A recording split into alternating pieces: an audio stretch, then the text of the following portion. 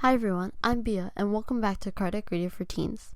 For those of you who don't know, Cardiac Radio for Teens is a place where teens can come together with other teens to learn about Spiritist teachings and topics in a way that makes more sense to us and is more relatable to us as teenagers in today's society. We have been reading through the Gospel according to Spiritism together for the past few weeks, and the Gospel according to Spiritism is doing exactly what we want to do through this show. Is we want to clarify Jesus' words and Spiritism, and what the Gospel is doing is it's getting these passages from the Bible, these things that Jesus said or were noted to say, and we're getting those things and kind of explaining them more, because in that time Jesus spoke in a lot of stories and allegories and in little things that made sense to the people of that time. But now we mixed it up, we distorted it, we think other things of it. So it's important that the spirits came to better explain this stuff, because now that we have more intelligence, we are ready to understand a more profound meaning to what Jesus was saying. And so the spirits brought to us this more profound understanding of it. And that's exactly what we want to do on the show. We want to get these teachings and make it more applicable to us, make it make sense to us, because sometimes you're reading a lot of words and that's fine, but in the end, what do you really take from it? So we want to make sure that we're able to understand at least something that we can take from it and apply it to our daily lives. So this week we'll be starting chapter 5, and chapter 5 is Blessed are the Afflicted. And so again, they start off with where in the Bible Jesus is quoted to say this. So 1. Blessed are those who mourn, for they will be comforted. Blessed are those who hunger and thirst for righteousness, for they will be filled. Blessed are those who are persecuted because of righteousness, for theirs is the kingdom of heaven. Matthew 5:4, 6, and 10. So that part at the end, if we remember, is how to find those passages in the Bible, right? It's in the section Matthew 4, and then in the big 5 section, and then the little 4 section, the little 3 section within that. Which is almost the same way you would look through this book, right? There's chapters, and then there's also little sections. So say someone says, oh, it's in the Gospel, chapter 5, 1. So then you look here for chapter 5 and then section 1, which is what we just read. So right there we see one quote where Jesus says this blessed are the afflicted message. And then there's another one. 2. Then he looked up at his disciples and said, Blessed are you who are poor, for the kingdom of God belongs to you. Blessed are you who hunger now, for you will be satisfied. Blessed are you who weep now, for you will laugh. And that one's in Luke 6:20 and 21. But woe to you who are rich, for you have already received your comfort. Woe to you who are well fed now, for you will go hungry. Woe to you who laugh now, for you will mourn and weep. Luke 6:24 and 25. So right from that quote, and of course we're going to talk more about it, and the spirits are going to go more in depth, but we see that what they're saying is those who are struggling now, who have these afflictions, right? Something affecting them, some problem. Those who have that, they're actually blessed, right? Because they're going through that obstacle and hopefully they can overcome it. And once they overcome it, they're not going to have to go through that again. Or if they go through that again, they'll know exactly how to handle it and it'll be fine. But those who have or quote unquote have everything right now, they're still going to have to go through these trials, right? They're still going to have to go through being poor even if they're wealthy now. They're still going to have to go through being hungry even if they're well fed now. So those trials are still lined up for them. But for us, or anyone, we all have our own trials that we're going through. And if we take advantage of these trials to improve, then that's saying blessed are the afflicted. All of us, right? All of us have those little problems that we can tackle. And it's good that we have these problems now, because if we tackle them and overcome them, we won't have to face them again. But someone who doesn't have that problem is going to have to face it eventually, right? And that's not a certain group, that's everyone, right? All of us have afflictions, and all of us have our benefits as well, right? All of us have things that, okay, I have this now, but one day I'm gonna have to learn how to live without this, right? Maybe we do have we are lucky enough to have food on the table and have a house to live in and like have nice clothes to wear. Maybe one day it won't be the case, but also maybe today we're going through some other serious problem that if we overcome that, we won't have to go through it again. So it's not even for a specific type of people or group, because this applies to everyone, right? Both ways. So they're saying, blessed are the afflicted. We're blessed to have these problems because hopefully we can overcome them now and then move on for them. So the next section is the justice of afflictions. The compensation promised by Jesus to the afflicted of this earth can only be effected in a future life. Without the certainty of this future, these maxims would be a contradiction. Still more, they would be a decoy. Even with this certainty, it is difficult to understand the convenience of suffering in order to be happy. It is said that it is to acquire greater merit. But then we ask, why do some suffer more than others?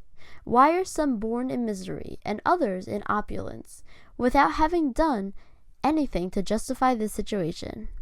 Why is it that some never manage to achieve anything, while for others everything seems to smile? Yet, what is even less understandable is why benefits and misfortunes are divided so unequally between vices and virtues. Why do we find virtuous people suffering side by side with the wicked who prosper? Faith in the future can console and instill patience, but it does not explain these irregularities, which appears to contradict God's justice. So, what they're saying here is that we need to believe in, for this to make sense, we need to consider that future life, right? We need to consider that, because if we're just looking at one life, then at the end of this corporeal life, then that's it. So then when am I ever going to have time to suffer those other things? So, but when we think of reincarnation, we know, okay, maybe I have all this now, but maybe my next reincarnation, I won't have any of it. Or maybe I'll have more stuff, but we know that wealth is also a trial. So it's always this thing that we see that we need to have this. It makes the logical sense to have this reincarnation, right? And without that, it makes it kind of confusing what Jesus was saying, because when am I gonna have the benefits, or when am I going to go through the other things if it's only one life right now? So what they're saying is we have to have that reincarnation for this part to make sense. And they're also saying, but how come it's unbalanced, right? How come there are these people that are suffering so bad and some people that are okay? Or how come the people who are suffering are the people who are kind and nice and have good virtues, while the people that have wealth are the evil one? Like, not all the time, right? But a stereotypical kind of sense of that. So they're saying, how can this be so unequally divided? And they're going to continue to explain that. But we see that when we have this faith in the future, when we believe in reincarnation, we believe that there's, more for us, then it helps us console and instill this patience that, okay, we're going to get through this. We need to get through this, or else we're going to keep doing it, and we'll get to a better place eventually. So then it continues. However, once God's existence has been admitted, one cannot conceive him as being less than infinitely perfect. He is naturally all-powerful, all-just, and all-goodness, without which he would not be God. If he is supremely good and just, then he cannot act capricious, nor yet with partiality. The vicissitudes of life derive from a cause, and as God is just, so then the cause must also be just. This is what each one of us must convince ourselves of. Through the teachings of Jesus, God started man on the path to find that cause. But now that man has sufficiently matured, is able to understand, he has revealed the cause by the means of Spiritism. That is to say, through the words of the Spirit. So, we're going to go, the next section is going to be the causes of our afflictions. But we see that God is all powerful, all good, right? God doesn't have any flaws. So, he did not create us unequally. There's no inequality in his eye, right? We're all equal. But it's how we've understood it, how we've interpreted it. But when we look into reincarnation, when we use Spiritism, it's easier to understand these problems that we face, or these things that seem so unequal, so unfair, and why. Because what happens in our lives derive from something else. So if we're going through a problem, it's because we did something else in this life or in a previous one to cause that problem, cause us to have to go through that problem to learn. So it's not that God's imposing any of these problems on us. We're the ones that are saying, okay, to overcome this struggle, I want to go through this trial. We're in the spirit world and we're saying, okay, I want to go through this struggle so I can learn. But then, of course, when we get here to the corporeal world, it's a lot harder for us to put that into practice. So we're going to go more in depth into that, into how things that we do in previous lives cause present day afflictions. So the causes of present day afflictions. The vicissitudes of life are of two kinds, or if you prefer, stem from two different sources that are important to distinguish. Some have their cause in present day life, while others arise outside the present life. So here they're saying there's two different kinds, right? There's the ones that are from right now, from the present life, and there's ones that weren't from the present life, that are outside of that. On going back to the origin of earthly misfortunes, it must be recognized that many are natural consequences of character and the behavior of those who suffer them. How many fail through their own fault? How many are the victims of their own thoughtlessness, pride, or ambition? How many destroy themselves through lack of discipline, misconduct, or from not knowing how to limit their desires? How many disastrous marriages are due to the fact that they were built on calculated interest or vanity, in which their heart took no part in? How many disagreements and fatal disputes could have been avoided with the aid of a little moderation and less susceptibility? How many illnesses and diseases stem from intemperance and excess of all kinds? How many parents are unhappy with their children because they did not combat their bad instincts from an early age? Either from weakness or indifference, they allowed the germ of pride, selfishness, and stupid vanity to grow in them, so causing their hearts to dry and shrivel. Later on, when reaping what they have sown, they are surprised and afflicted by the lack of gratitude and indifference with they are treated. We ask each one whose heart has been hurt by vicissitudes or deception to study their own conscience closely, to go back step by step to the origins of each misfortune which has tortured them. Like as not, they will be able to say, if I had done or not done such and such thing, I would not be where I am now. Who then is responsible for man's affliction, if not man himself? So then, in a great number of cases, he is the cause of his own misfortune. But instead of recognizing this fact, he finds it easier and less humiliating in his vanity to accuse his bad luck, Providence, or even his unlucky star, which in actual fact, his unlucky star is his own carelessness. When reckoning with the misfortune of life, suffering of this nature undoubtedly forms the greatest part of all vicissitudes. Only when man works at bettering himself, both morally and intellectually, will he be able to avoid this category of suffering? So right here they're saying what we know, right? Which we're lucky enough to know as spiritists. We know that these problems that we're going through, it's our own fault, right? We're the ones that caused that.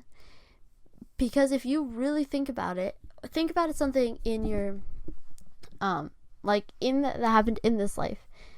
You had this struggle, and then you think back, and you're like, oh, it's probably because I did that thing, then now all of this happened. Or it's probably because I didn't do something, now all of this happened, and now I'm suffering. So we go through that a lot, and think about how many of those go into past lives that we don't really know. So we're going through these struggles, and it's because of something we did, right? Because we know God is just and God is good. So God is not forcing us to do these things and not be just. No, it's we made mistakes, and now we're going to have to repay for that.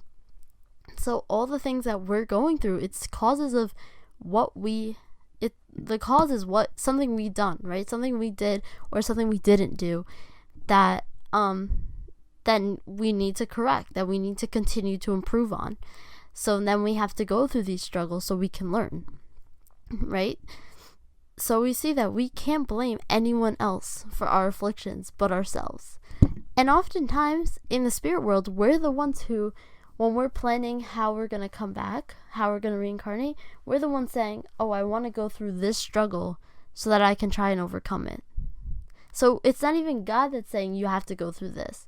We're the ones saying, okay, I want to improve. I want to go through this, which is crazy to think about, right? You say, why would I ever say that? Why would I ever want to go through those struggles? But like they said, blessed are the afflicted, but blessed are the ones that can understand that they have these problems, these struggles, and try to overcome them so that they don't have to overcome them again, right? Once they overcome it, then they can move on to something else, and they'll reach that state of perfection, that happiness, faster than someone who's taking their time and not working on their problems. Then it continues. Human law covers various faults and prescribes punishment. In these cases, it is possible for the condemned man to recognize that he is suffering the consequence of the wrong committed. But the law does not or cannot reach every wrong. It falls principally upon those who cause damage to society, and not upon those who cause damage to themselves. God, however, does not allow any detour from the straight and narrow path to go unpunished. There is no wrong or infraction of his law, however small, which does not carry with it the inevitable consequence, which may be more or less deplorable. From this it follows that in small things, as in great matters, man is always punished according to the manner in which he has sinned. The suffering that follows is always a warning that wrong has been done. This offers him experience and makes him feel the difference between right and wrong, good and bad, so that in the future these sources of bitterness may be avoided, but without which there would be no motive for betterment.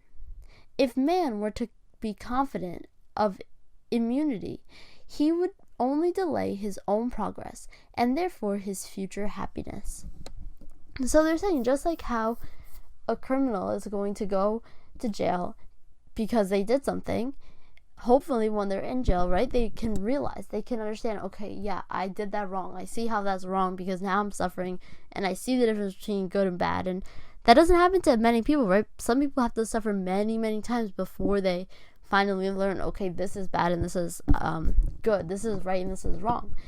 But that's the same thing, right? We make mistakes and we're going to have to suffer for them. And we're going to suffer for them until we can realize, okay, this is right, this is wrong. So, and even when we do things, right, when we make mistakes and we get grounded or we fail a test because we didn't study, we suffer from those things so that we can learn, okay, we did this mistake, right? We did something wrong.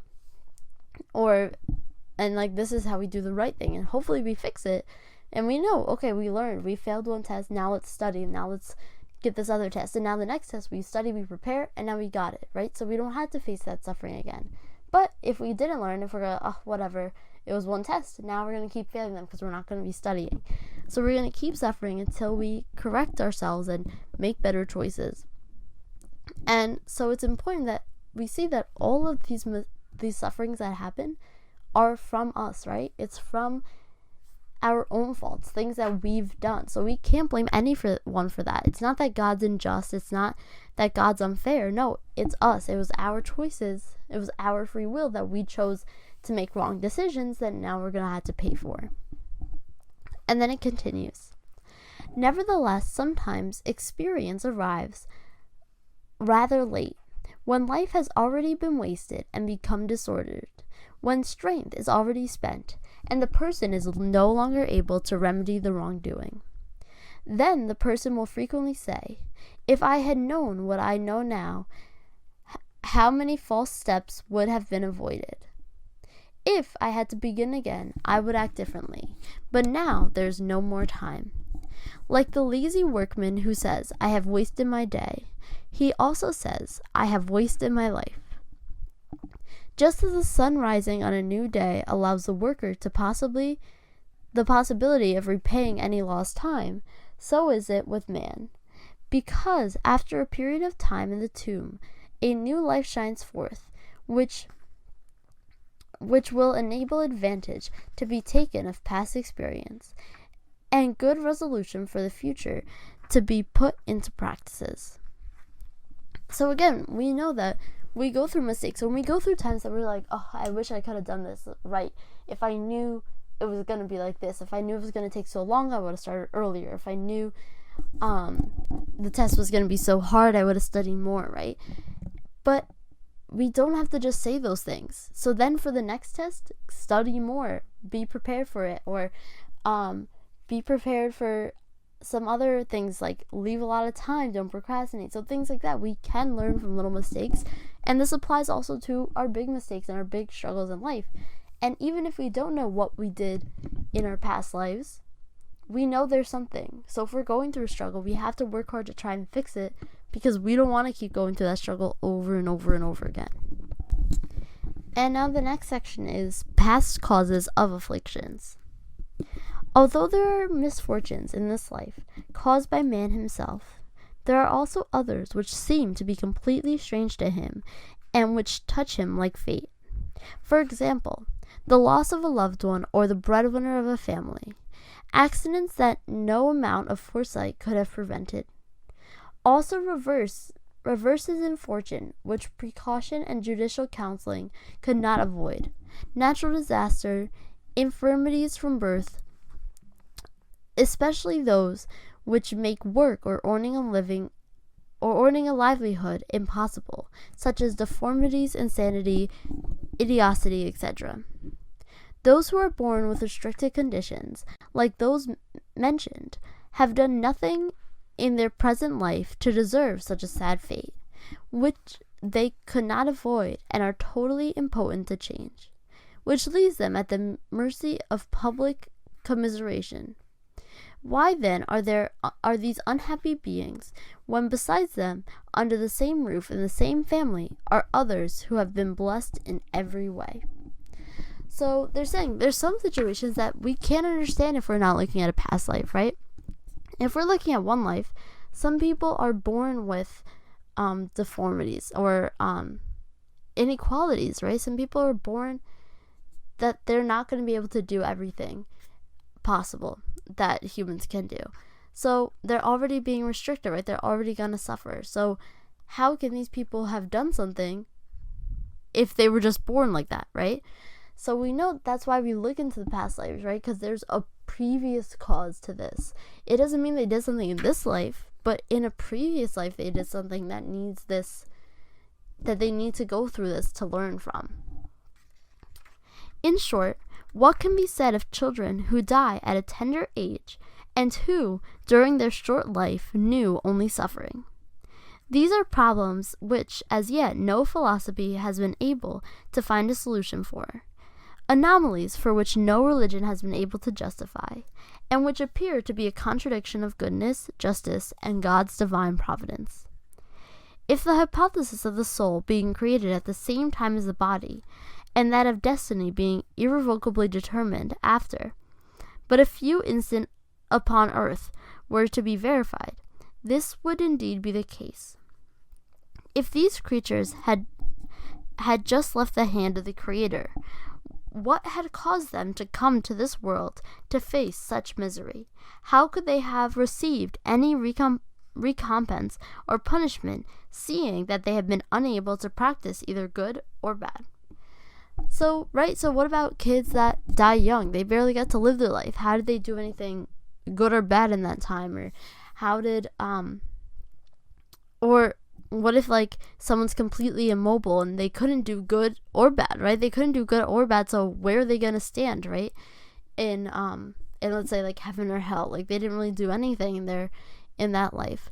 So this is why we have Spiritism to explain to us about reincarnation and our previous existences and the spirit world, and that there's more beyond this life, because if there weren't, it wouldn't make sense, right? We'd be suffering for no reason. It would be very unequal, and God would seem unfair. God would seem unjust. So that's why it's important that we study Spiritism, and we understand that these things happen in our past lives, and we continue to grow. Even though we change bodies, our spirit and, like, our intelligence continues to grow. So we want to keep fixing our mistakes, and our mistakes don't have to be only from this life, right? They can be from many, many, many, many lives. So we're always going to be going through those struggles, but it's because of something we did. It's not because God is just unfair. And yeah, it is just because if we did it doesn't mean we're not going to suffer, right? We're going to suffer, and it's going to hurt a lot when we go through pains, especially like losing a loved one or something like that. We're going to suffer, and it's going to hurt, but it's for our benefit, right? So we can overcome this so that we can get to that state of perfection, of happiness. So that's where we'll leave off today, and next week we'll continue talking about this section of Blessed Are the Afflicted. But before we leave off today, I'd like to read our message from the Daily Book of Positive Quotations by Linda Picone for today's date, July 9th. This one's titled Community. There can be no vulnerability without risk. There can be no community without vulnerability. There can be no peace and ultimately no life without community. Most of us are hesitant when we first join a new community. Will we fit in? Do we want to let the other members of the community into our lives? What does becoming a member of the community say about us? These are important questions to consider. But we can't make the world a better place except by working with others.